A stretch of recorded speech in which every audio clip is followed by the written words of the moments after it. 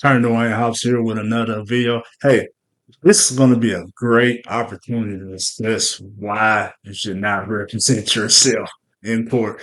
We're going to react to formerly Eddie Winslow star, what was Family Matters star, who played Eddie Winslow, Darius McCary. He's testifying in court without an attorney. And so this we're reacting to should Darius McCary act as his own attorney. And I'm gonna explain why you shouldn't do that at the end. And let's see what he does. Actor Darius McCary finds himself as a trending topic this morning, but for his courtroom antics instead of his popular role on the hit TV comedy Family Matters.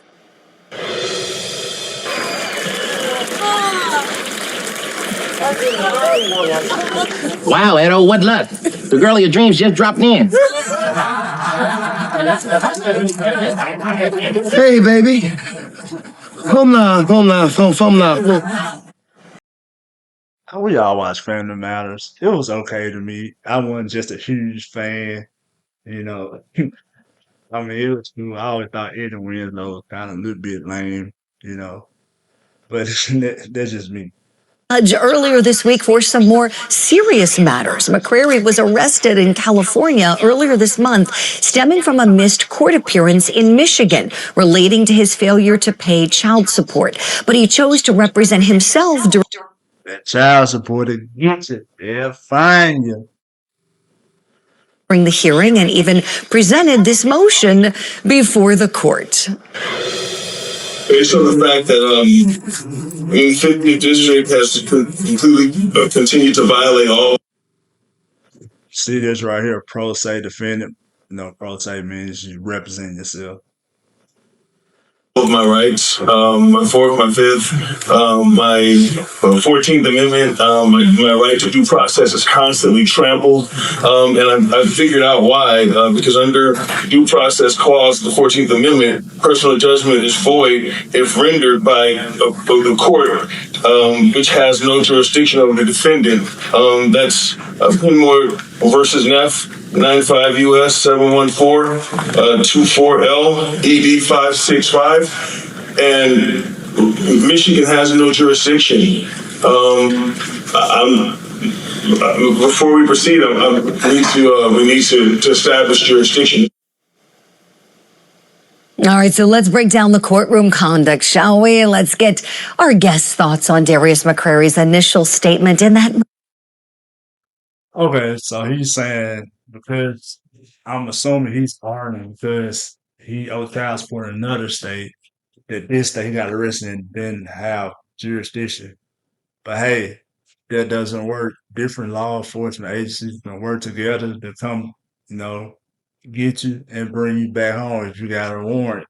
If you get pulled over or anything like that, it's been in another state and you got warrants for arrest, they're going to arrest you and take you back to jail. He's probably doing his initial appearance in the state that he's at, but they're eventually going to transfer him back on the charges in his original state.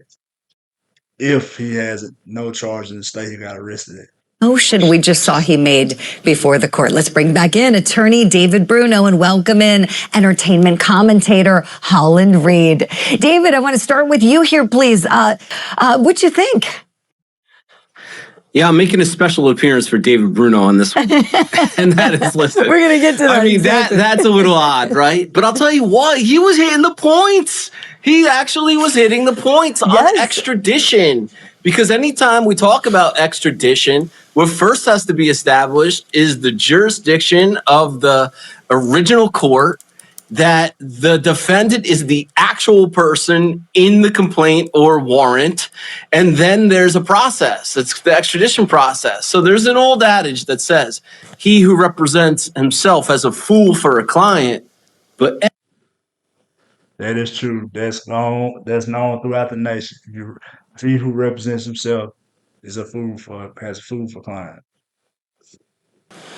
Yeah, I was impressed. I mean, he definitely researched the issues. I was impressed for a non-lawyer to come in there and make that argument to the judge. I thought he did a fine job. Holland.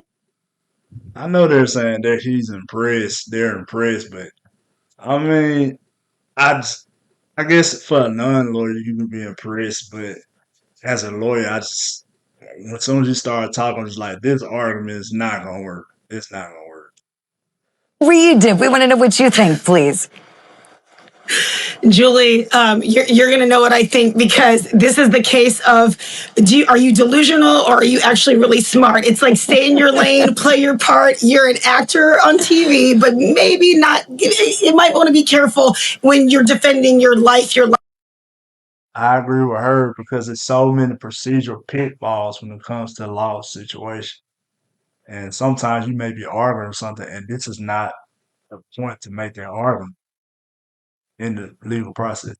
So then things changed a bit for him in the courtroom. So he had this to say while responding to the state's reply to this fugitive complaint that was filed against him. Let's watch. So did you care to respond before the court rules on your motion? There's no injured party, Your Honor. Oh, I'd like to also say I'm here as special appearance. Special appearance for who? I'm here on special appearance. Sir, who are you specially appearing? So one thing I learned while I was a kid growing up, you shouldn't say things that you don't know what they mean. And so in an effort for him, I guess he thinks he's trying to sound smart or sound like he know what he's talking about. He's saying he's here on special appearance. That makes zero sense because usually some people will refer to a special appearance as like a lawyer stepping in on behalf of another lawyer. But even if you do that, you're still going to be responsible for that case. If the other lawyer don't step back in, some judges deal with special appearance differently. Some people could, let's say, covering for another lawyer, but you're still going to be held to the same responsibility as the other lawyer, even if you're just coming in. But special appearance and you representing yourself doesn't make any sense whatsoever. I'm specially appearing for Darius McCary. I'm here pro per special appearance. And when you say you were here pro per in special appearance, who are you? I'm an authorized signatory thereof of the estate and the executor of the estate. Who's the state? The McCary estate. And your name is? Darius. I'm the authorized signatory thereof, Darius McCary. And your name is? Darius McCary. Okay, he's saying special appearance of his estate. Estate is another word for everything you own. This is like the plainest way I can say it. But when I refer to estate, I'm referring to the state of a person's ownership of everything they own. That's the simplest way to say it.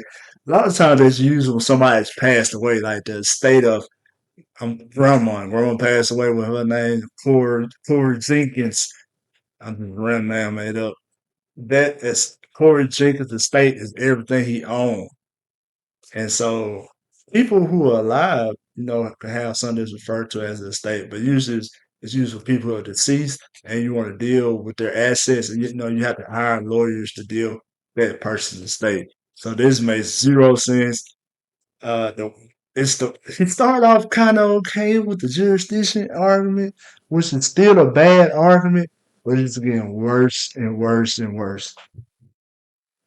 Oh, so we're asking, should Darius McCary act as his own attorney? We know he's an actor. I think that also is kind of like where Hollywood can really kind of remove you from reality. You're in a courtroom. You're not on special appearance. You are yourself representing yourself. So again, cringeworthy, not terrible, but very interesting to watch. Yeah, definitely. It was cringeworthy and terrible. I want to know your thoughts, David. Oh, I'll tell you, who knows what he's doing, honestly. But this is a child support case. He's not paying his child support. And then also the prosecutor made an argument that he's a flight risk because he was arrested like at the border of Mexico. And the argument is that he's developing real estate in Mexico, and that's why he was down there. I mean, round and round and round we go. How about just pay your child support? Okay, then you can get out, and then you don't have to make special appearances, and you don't have to do all this legal work that you have no idea what you're doing. Stop it right there. So I think it all came back to what they said, and I kind of agree with what they said. Your child support, dude. Hey, you wouldn't be in this situation. Just pay your child support. Because, well, if you can't pay child support, I guess you can't afford a lawyer. So you probably just have to use a court-appointed one. But yes, pay your child support, man. And you won't be in this situation. Oh yeah, I said why you shouldn't represent yourself. Why you shouldn't represent yourself in court? This is a great example. Lots of times you think you know what you're talking about, but you don't know what you're talking about, even if it sounds good coming out your mouth. Lots of times people reading the law, but you're not comparing it to the facts. Yeah, sometimes people are guessing the law, and because you think it's right, and the law is not a moral thing. You think it's right, and you shop the laws this way, and you don't believe it because it don't sound right to you. You think it's right. Think what you say is right. No, read the actual law. He did have a case, but you want cases relevant to what you're doing. And so, because the jurisdiction argument was a little bit relevant, but the extradition law and all that stuff supersedes all that. And so that was a bad argument. And then if he just knew the law on appearing and stuff like that, he would never say a special appearance. He would never say it states, anything like that.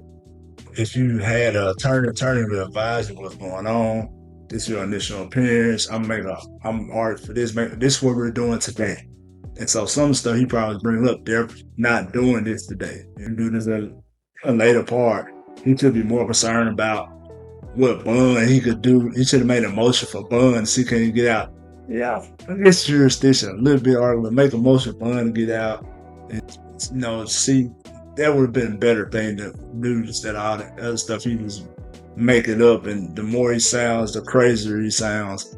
And so you definitely shouldn't represent yourself, especially if it's a felony. Because a lot of times you just don't know what you're doing. You just don't. And you can't fake it. Now, if I'm saying somebody every now and then represent themselves really well, then one thing I do as an attorney, sometimes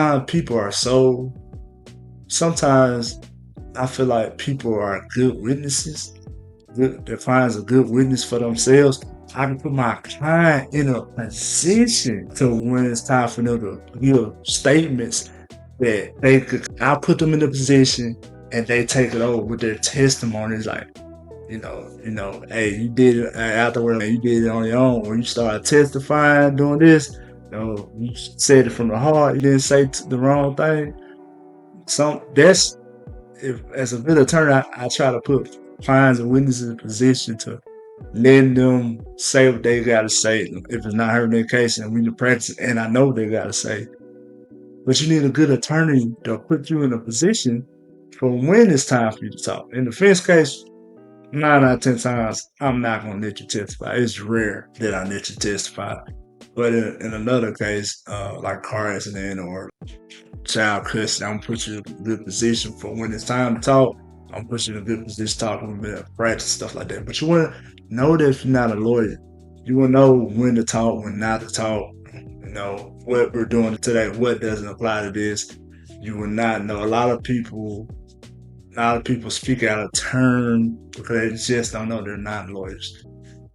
So I know that was kind of all over the place, but those reasons why you should definitely hire a lawyer. Somebody can put you in a good position for your case. Somebody could inform you what's going on today. What's a good argument? Can let you know that I know this ain't got nothing to do with that. And you just don't know if you don't have a lawyer. All right. Thank you guys for watching. If you made it this far, please consider subscribing to the channel. Thank you. And I will see you guys on the next one.